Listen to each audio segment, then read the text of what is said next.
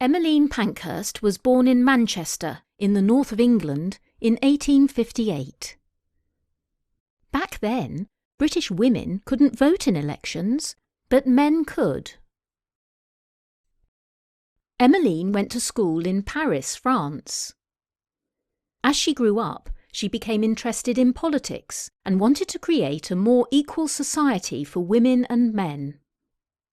She wanted women to have the same rights as men, such as the right to an education, the right to have a good job, and perhaps most importantly, the right to vote. In 1888, the girls who worked at the Bryant and May match factory in London went on strike. They stopped working and asked the owner of the factory to improve their terrible working conditions. They worked 14 hours a day and were fined for dropping matches on the floor. Many of the girls were ill because they worked with dangerous chemicals. Emmeline supported the strike. Emmeline formed the Women's Social and Political Union, also called the Suffragettes, in 1903.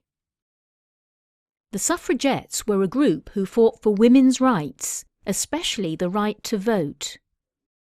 They published a newspaper called Votes for Women, which sold 20,000 copies a week.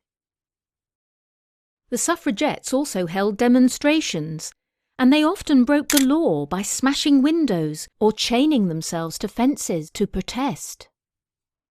In 1913, a suffragette called Emily Davison was killed when she threw herself under the King's horse at a famous horse race as a protest because the government refused to give women the right to vote.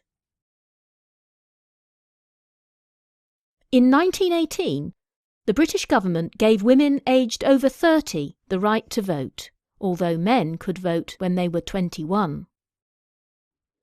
Women were finally allowed to vote at the same age as men shortly after Emmeline died, on the 14th of June 1928.